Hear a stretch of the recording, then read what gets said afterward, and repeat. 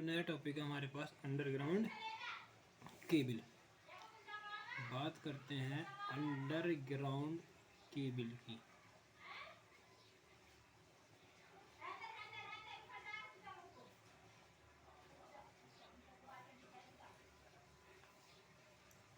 देखो underground cable, पहले structure बनाते हैं अंडरग्राउंड केबल का।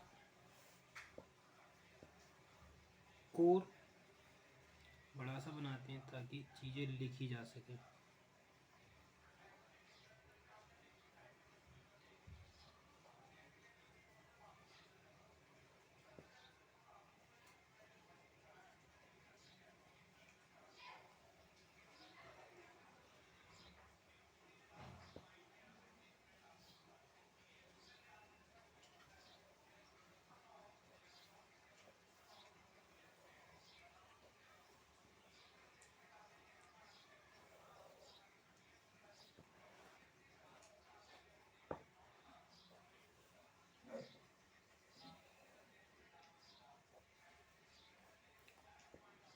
देखो इनके बीच में होता है इंसुलेशन। ये होते हैं हमारे पास कोर।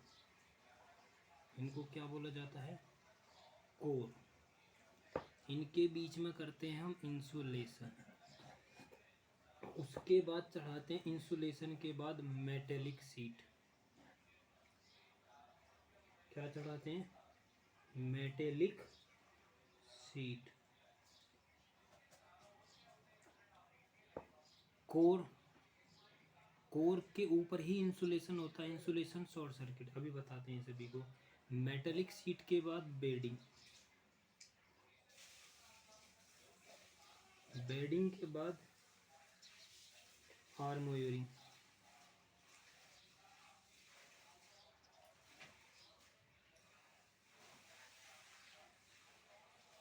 आर्मोयरिंग के बाद surveying.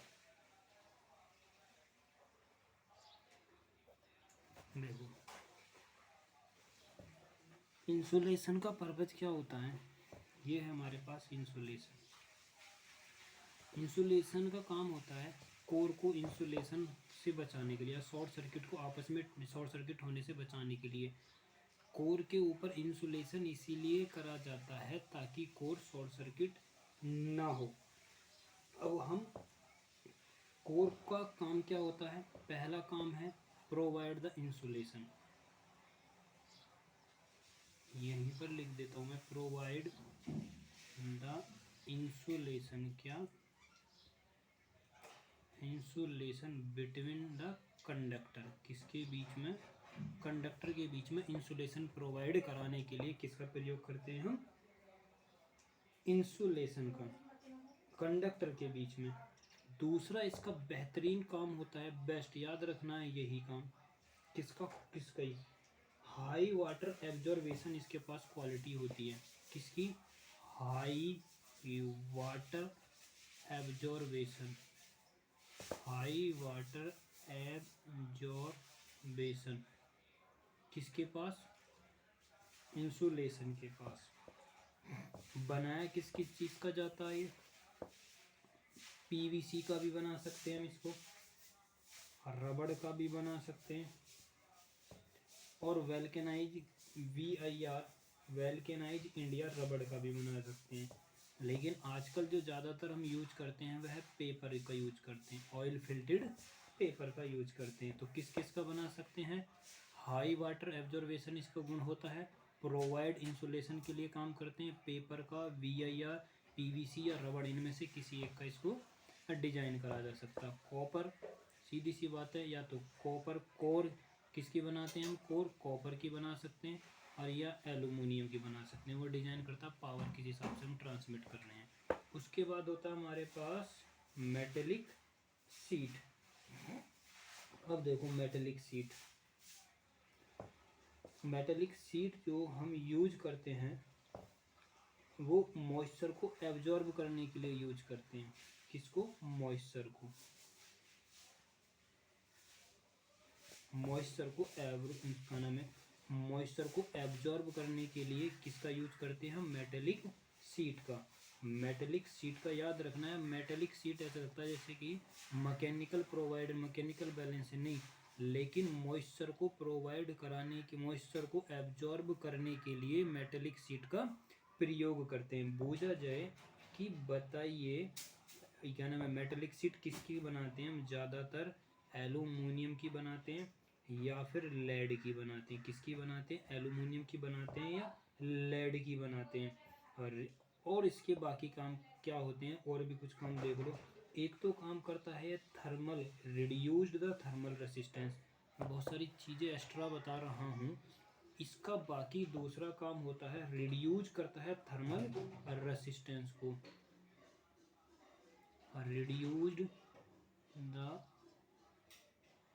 Thermal resistance. Thermal resistance समझ में आता है? Thermal resistance, reduced the thermal resistance को रिड्यूज करने के लिए, रिड्यूस द कोरोना, इसके लिए भी काम करता है। कोरोना को रिड्यूस्ड करने के लिए, कोरोना को और रिड्यूस्ड करने के लिए मेटेलिक शीट का ही प्रयोग करा जाता है। और इलेक्ट्रोस्टैटिक स्ट्रेस को भी, किसको? इलेक्ट्रोस्टैटिक स्ट्रेस को, जो कोर को होती है, उसको भी कंट्रोल करने के लिए बहुत समय तक किसका हम यूज करते हैं? मेटेलिक शीट का। तो किसका? मेटेलिक शीट का। तो मेटेलिक शीट का हम इसे लिख देते हो electrostatic stress, reduced the electrostatic stress,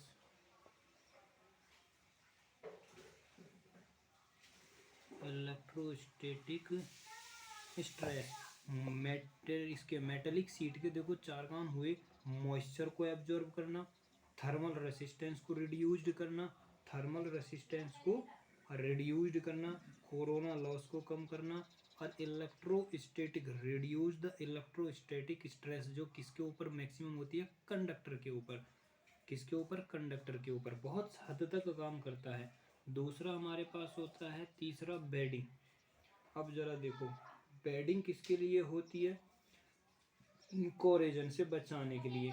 core को किससे बचाने के लिए? कोरेजन से बचाने के लिए किसका यूज करते हैं हम? बेडिंग का। लिख देता हूँ इसमें, to protect core from corrosion and form.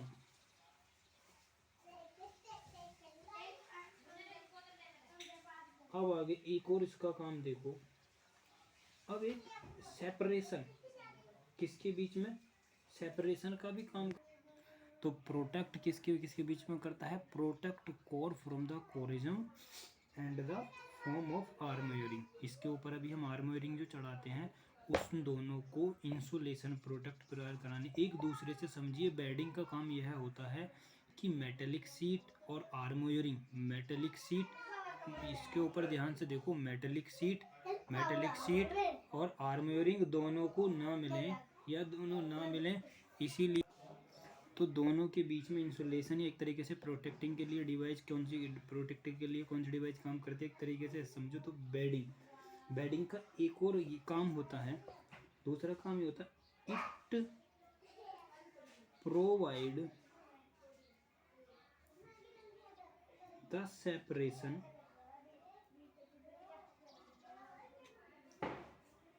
Between metallic sheath and आर्मोरिंग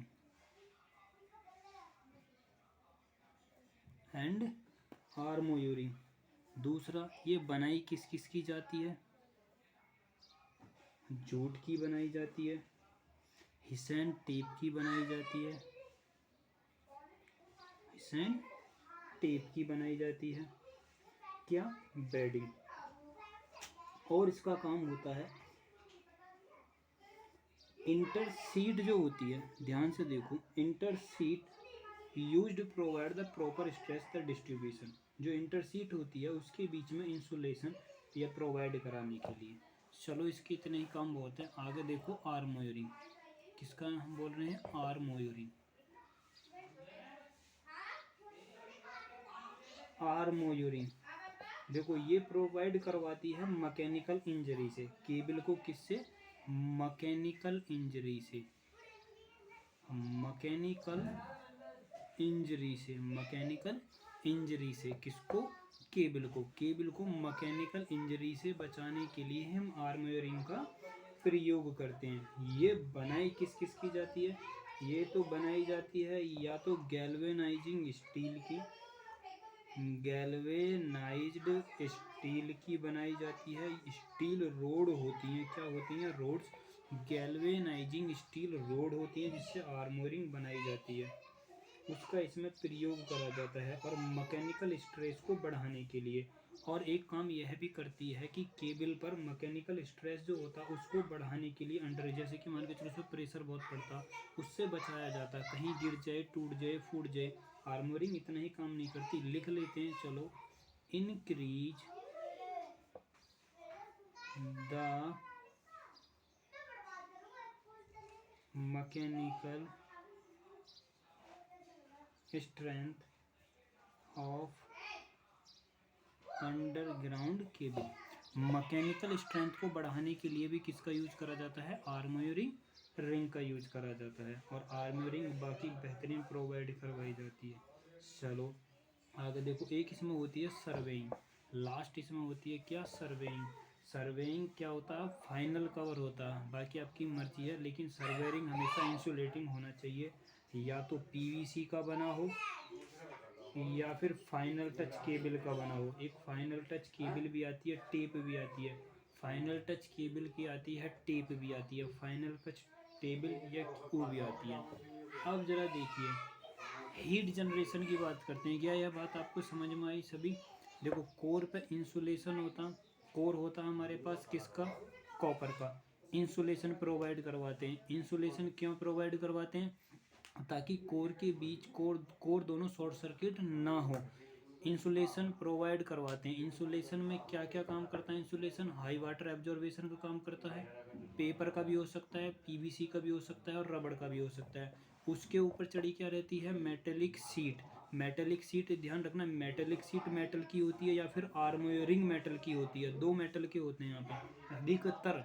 metallic sheath क्या काम करती है, मॉइस्चर को एब्जॉर्ब करती है, कोरोना को रिड्यूस करती है, इलेक्ट्रो स्ट्रेस को भी कम करती है, इलेक्ट्रो स्ट्रेस को भी कम करती है, रिड्यूस करती है, थर्मल रेसिस्टेंस को भी।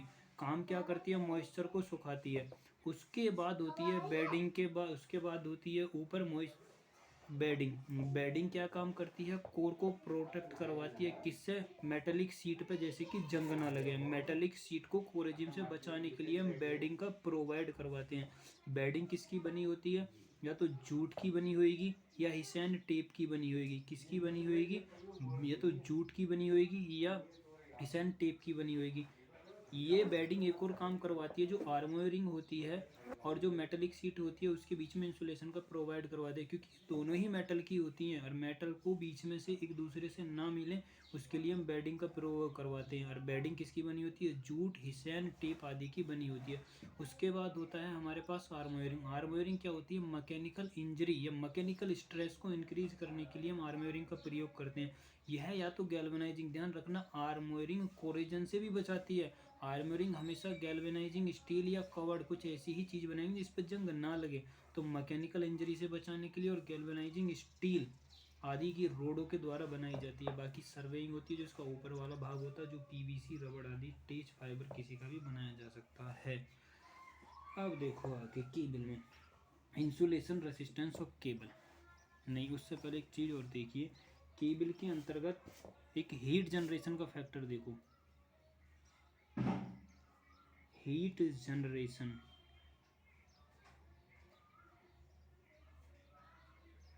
Heat generation of cable. तो कॉपर लॉस जो होता है, कॉपर लॉस होएगा कोर में, लेकिन एक होता है डाइलेक्ट्रिक लॉस। क्या होता है, डाइलेक्ट्रिक लॉस किस किस में होएगा, एक तो इंसुलेशन में, जो हमने केबल पे इंसुलेशन करा है और मेटेलिक सीट में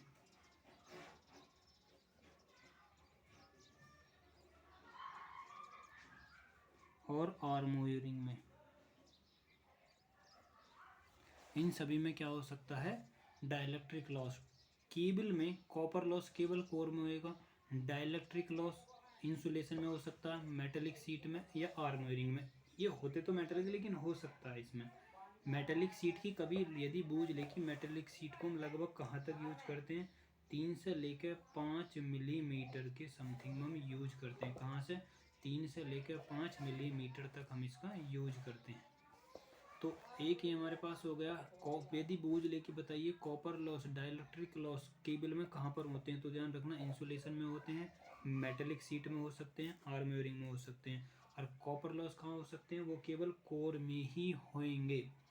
अब देखो इंसुलेशन, केबल का इंसुलेशन रेसिस्टेंस।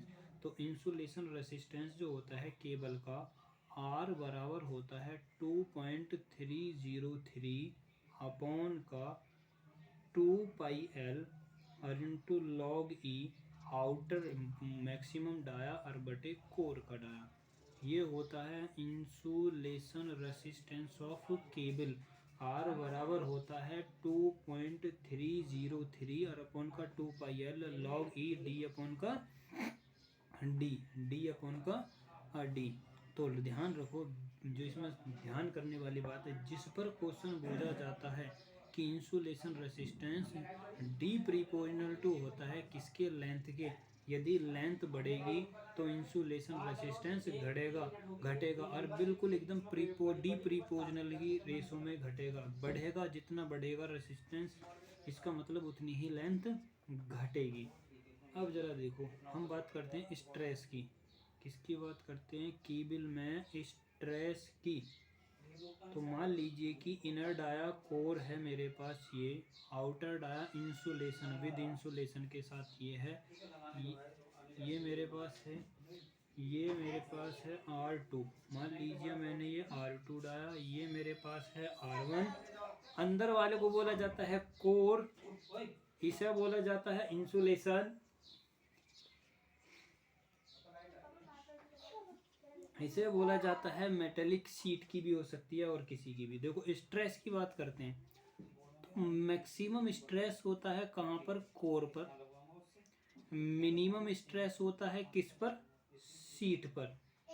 जो आउटर सीट रहती है उस पर मिनिमम स्ट्रेस रहता है, और जो इनर कोर की साइड होती है, आउटर साइड कोर की, इंसुलेशन की आउटर साइड ये, कोर की आउटर साइड ये, मैक्सिमम स्ट्रेस यहाँ पर होता क्यों है ऐसा? देखो किसी भी उसमें स्ट्रेस का फार्मूला होता है V अपॉन का डी।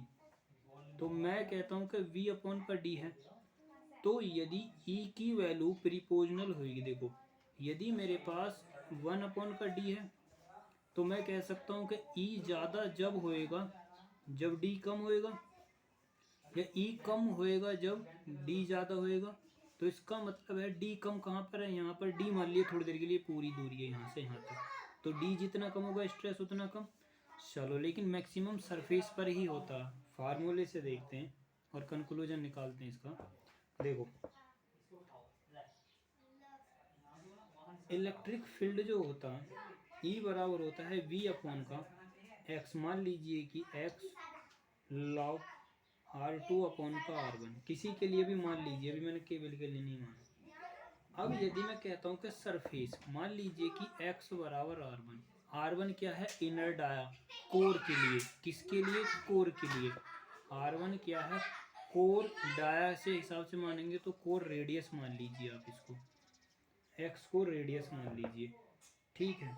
देखो आगे, तो सरफेस पर क्या होएगा? इस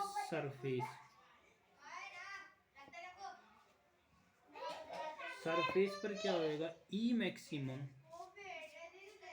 बराबर लिख सकता हूँ मैं V अपॉन का R1 और इंटू लॉग R2 अपॉन का R1। तो R1 की वैल्यू मेरे पास कम है, तो इसका मतलब E ज़्यादा होएगा। तो ये R1 की वैल्यू, दूसरा भी लिख लेता हूँ मैं, E मिनिमम, अभी मैं लिख ही रहा हूँ E मिनिमम। देखो यदि मैं लिखूँ R2 और इंटू लॉग R2 अपॉन का R1। तो ये दोनों तो फिक्स है मेरे पास, यहाँ पर भी ये फिक्स है, तो डिपेंड कर रहा है इस पर। देखो ये मेरे पास डाया है पूरे कोर का जो मेटेलिक सीट के साथ है, ये मेरे पास है कोर का डाया विदाउट मेटेलिक सीट के साथ। तो इसका मतलब यह हुआ आर की वैल्यू कम है तो ई मैक्सिमम ज़्यादा, आर की वैल्यू ज़्यादा तो ई मिनिमम। तो स्ट्रेस सबसे ज़्यादा R1 की वैल्यू कहाँ तक है, कोर है मेरे पास, कोर के सरफेस तक की वैल्यू या उसके बीच की रेडियस। तो रेडियस पर, तो इसका मतलब सबसे ज़्यादा स्ट्रेस कहाँ पर होएगा, कोर के सरफेस पर होएगा, सबसे ज़्यादा सरफेस पर होएगा। एक फार्मूला और लिख सकता हूँ मैं, मान लीजिए कि ग्रेडियंट वही है, किसकी फॉर्म में लिख रहा हूँ मैं, डायमीटर की फॉर्म में। तो कितना लिख सकता हूँ मैं, डी और इनटू डी, देखो डी गलत लिख दिया मैंने, ये डी लॉग ई और डी अपॉन का स्मॉल डी। मान लीजिए कि डी आउटर डाया है और डी क्या है, आउटर डाया है, ये है मेरे पास इनर डाया है, ये मेरे पास इनर डाया है।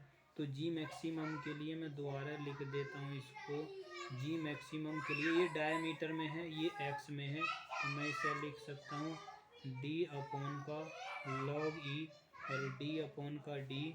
मैं इसे लिख सकता हूँ जी मिनिमम बराबर यू कितना हो जाएगा 2v और अपॉन का डी लॉग ई और डी अपॉन का स्मॉल डी। ये मैं इससे एक और फॉर्म में ऐसे लिख सकता हूँ, ये फार्मूले होते हैं आपको याद रखने हैं, लॉग ई और इंटू डी।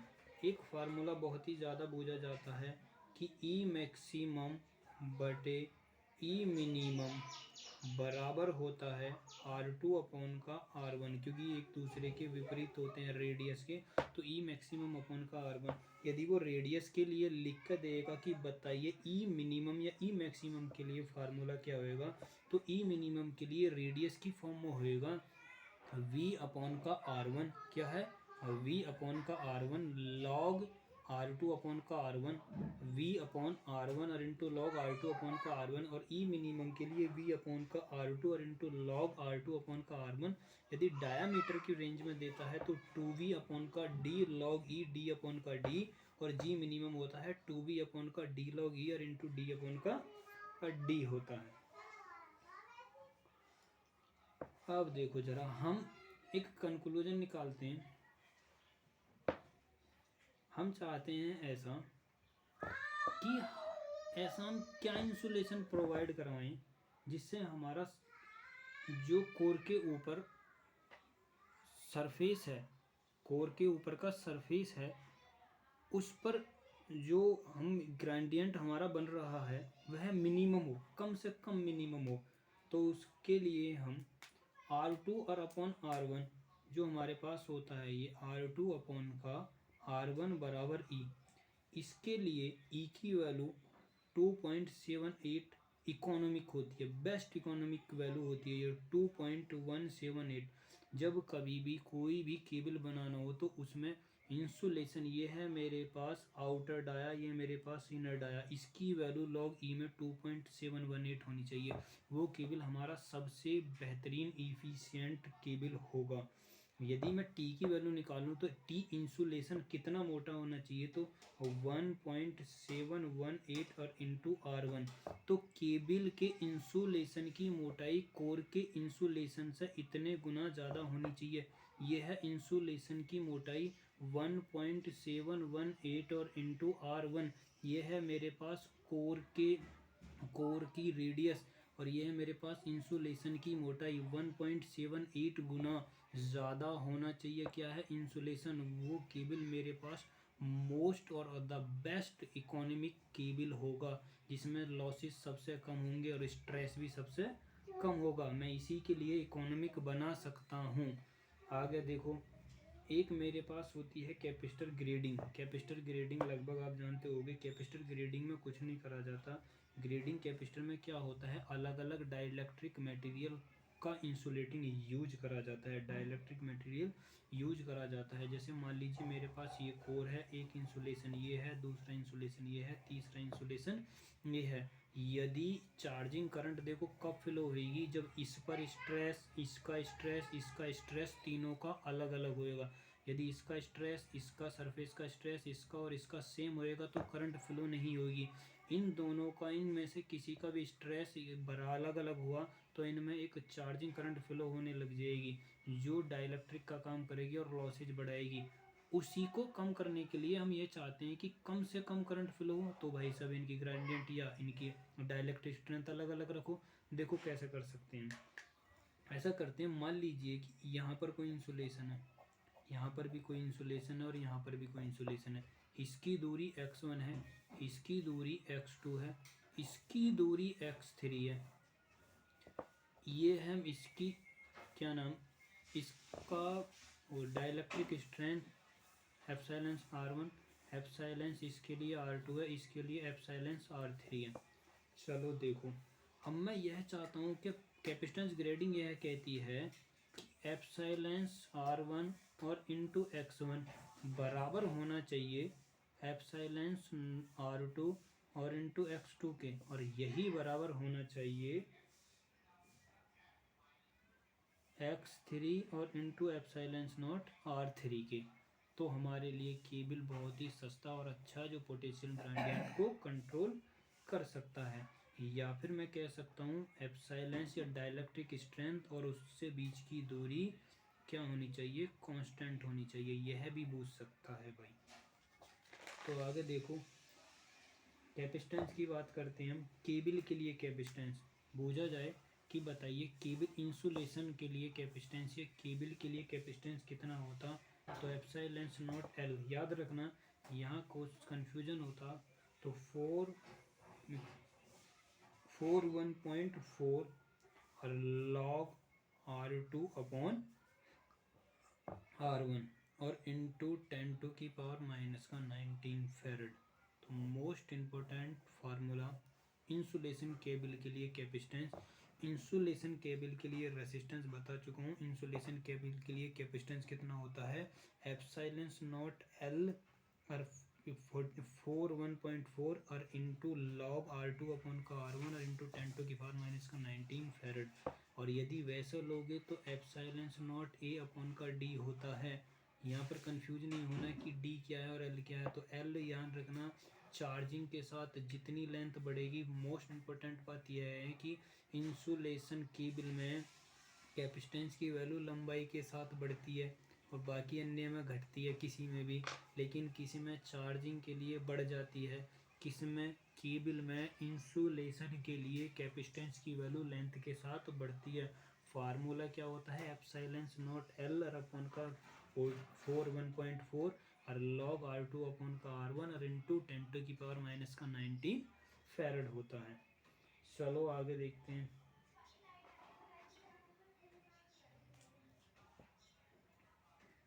केबल के लिए कुछ और चीज़ें देखो, हम केबल का यूज, थोड़ा सा यूजेबल पॉइंट देख लीजिए। देखो, एक होता है हमारे पास लो tension cable,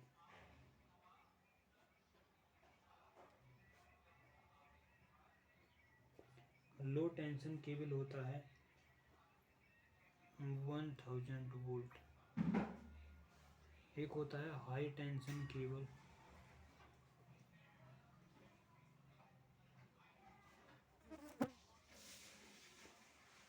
high tension cable कैसा होता है 11 kV के लिए, लो टेंशन केबल 1 kV के लिए, हाई टेंशन केबल 11 kV के लिए। एक होता हमारे पास super tension cable, super tension cable होता है 22 kV से हम यूज करते हैं इसका 33 kV तक। एक होता है एक्स्ट्रा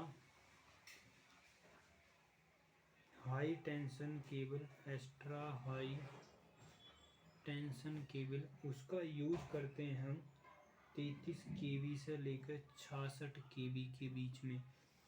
लो टेंशन केबल इतना, high tension cable 11 kV, super tension cable और एक्स्ट्रा हाई टेंशन केबल इतना और एक्स्ट्रा सुपर हाई वोल्टेज, यदि मैं यहाँ को सभी को जोड़ दूँ तो एक्स्ट्रा भी जोड़ दूँ, सुपर भी और हाई भी, और बाकी टेंशन केबल कितना हो जाएगा 132 प्लस केबी के बीच में हम इसका यूज करते हैं।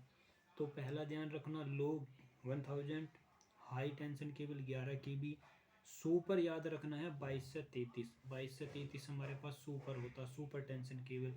एक्स्ट्रा होता हमारे पास 33 भी एक्स्ट्रा, 66 भी एक्स्ट्रा, लिख सकते हैं हम 66 भी एक्स्ट्रा हमारे पास।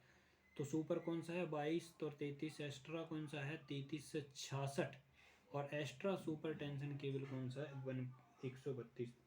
और भी कुछ केबल होते हैं, देखो जैसे कि एक होता है हमारे पास बेल्टेड केबल, एक होता है हमारे पास बेल्टेड केबल। बेल्टेड केबल का हम यूज करते हैं 11 केबी तक, याद रखना है। नॉर्मली लगता ज़्यादा है लेकिन होता नहीं है। बेल्टेड केबल का हम यूज करते हैं 11 केबी तक। स्क्रीन्ड केबल का यूज करते हैं हम 22 केबी से लेकर 66 केबी तक, और प्रेशर केबल का यूज करते हैं हम 66 केबी से अबव। किसका 66 केबी से अबव, याद रखना है। कहाँ से कहाँ तक, बेल्टेड केबी का 11 केबी तक, स्क्रीन्ड केबल का 22 से लेकर 66 तक, स्क्रीन्ड केबल का यूज करते हैं 22 से 66 तक, प्रेशर केबल का यूज करते हैं 66 तक। और एक होता है हमारे पास कंप्रेस्ड, मोस्ट इम्पोर्टेंट, जो आज के क्वेश्चन में आता है, जो मैक्सिमम बना चुके हैं हम केबल, देखो वह होता है compressed.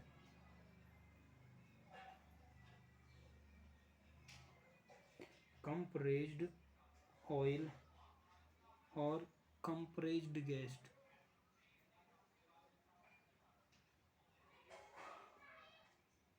Compressed gas insulated, SF6 का यूज कर जाते हैं जहाँ पर हम कभी कभी, उसका यूज करते हैं हम 220 केवी तक। कहाँ तक यूज करते हैं हम 220 केवी तक। देखो हम बात करते हैं आगे, जो